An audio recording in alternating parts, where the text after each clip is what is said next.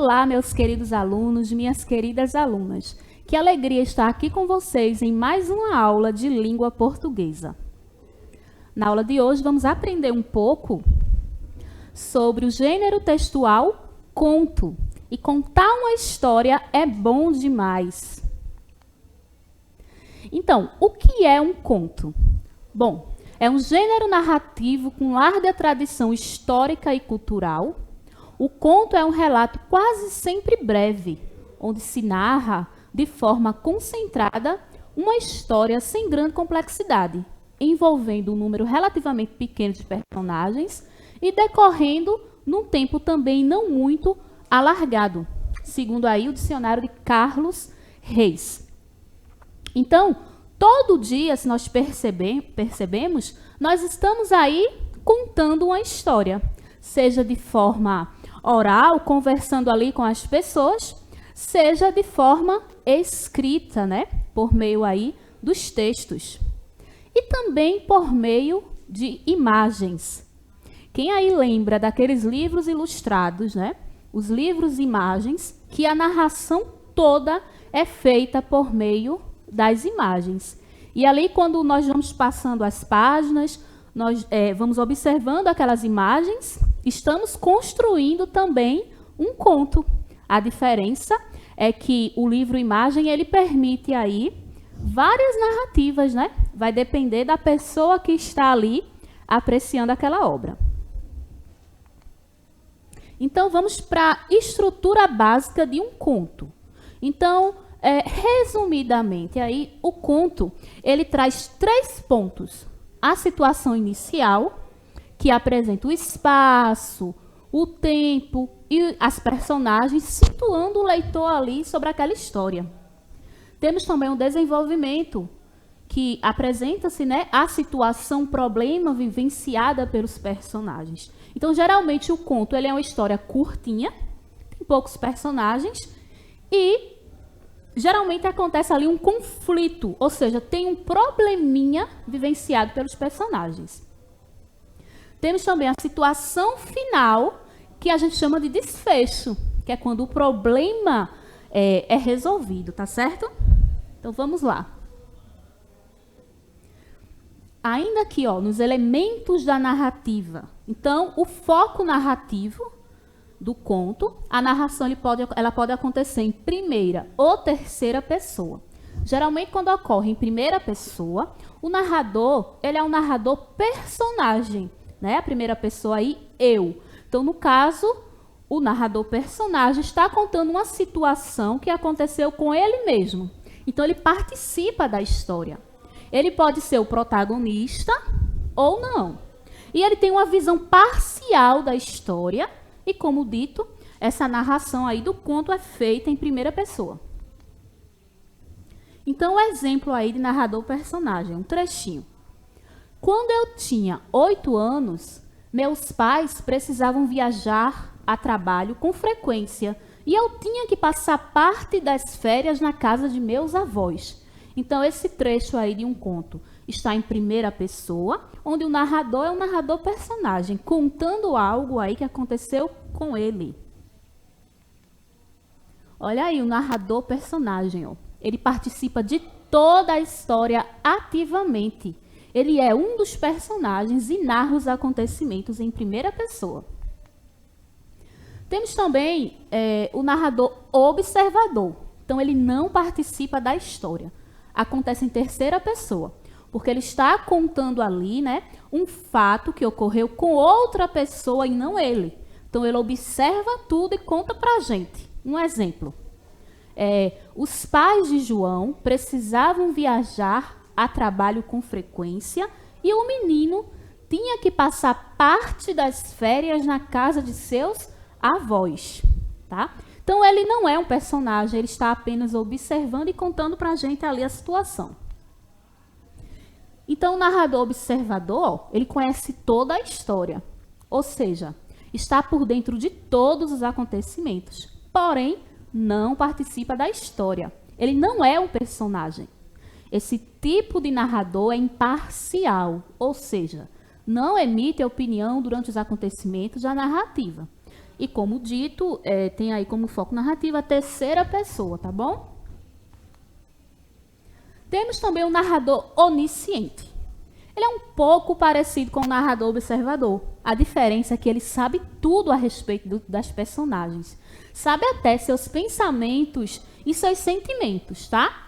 Então, os pais de João precisavam viajar a trabalho com frequência e o menino tinha que passar parte das férias na casa de seus avós. O trecho está igual ao do narrador observador.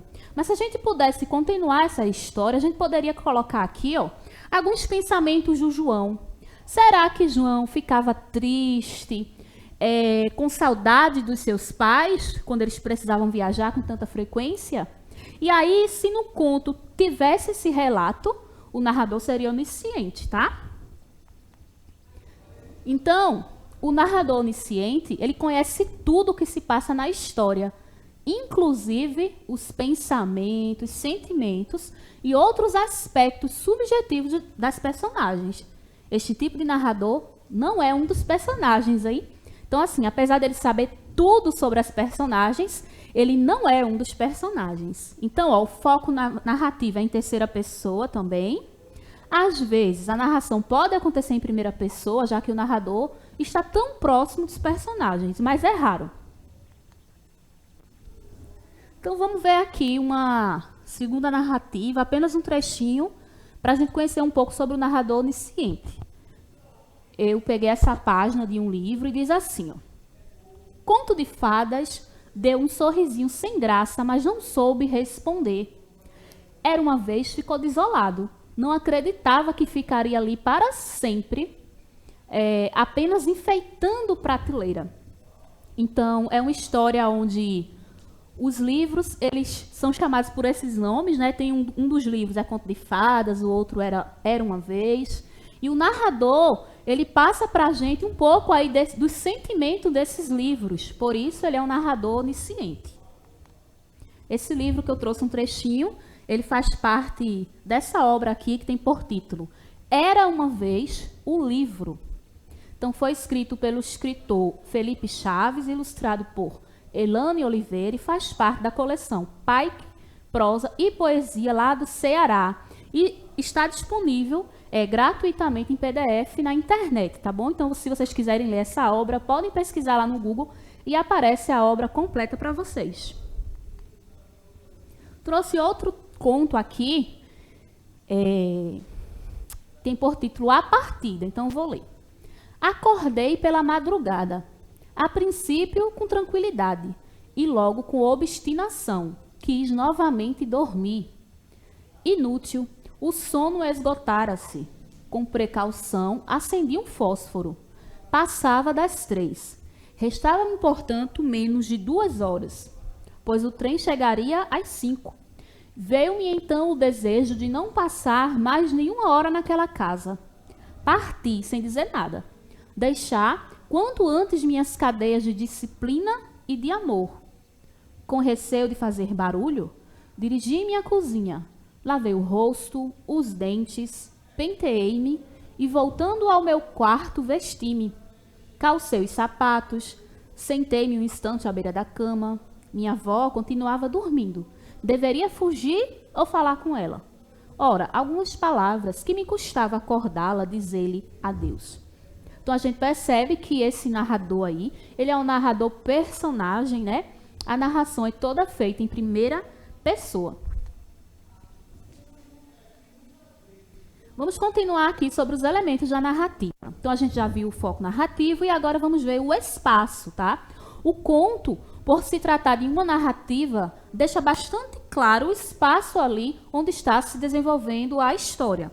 Então, esse espaço pode ser o espaço físico, que é o lugar onde as personagens se movimentam.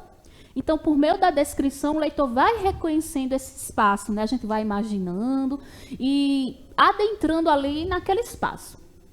Mas também pode se referir ao espaço social, ou seja, as vivências das personagens.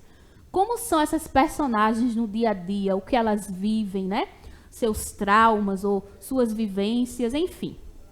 O conto também traz o tempo. Então, a gente vai se situar ali a respeito de quando se passa essa história. Então, diz respeito às horas, os dias, meses, anos, ou seja, ao tempo cronológico. Mas também pode ser um tempo psicológico, que é ligado às lembranças das personagens. E por falar em personagens, também aí é um elemento da narrativa. Então, são as peças fundamentais, pois sem elas não haveria o próprio enredo. Então, há a predominância de personagens que se destacam pelos atos heróicos, chamadas de principais, outras que se relacionam pelo seu caráter de oposição, as antagonistas, e as secundárias, que não se destacam tanto quanto as primárias, funcionando apenas como suporte da trama em si. Então, um conto ali ele pode ter diversos personagens, porém tem um que se destaca, né? E a gente chama esse personagem de protagonista, personagem principal. E vamos agora conhecer os tipos de contos. Então, temos aí conto de ação, que é a predominância, é a aventura, que é o centro da narrativa, unida aos personagens e desenvolvida com problematização até o clímax. Tá? Clímax é onde o problema está ali sendo apresentado com bastante... É aquele momento que a gente fica assim, eita, agora vai pegar fogo aqui, a gente fica curioso para saber o que vai acontecer. É chamado de clímax. Então, conto de animais também, assemelha-se à fábula.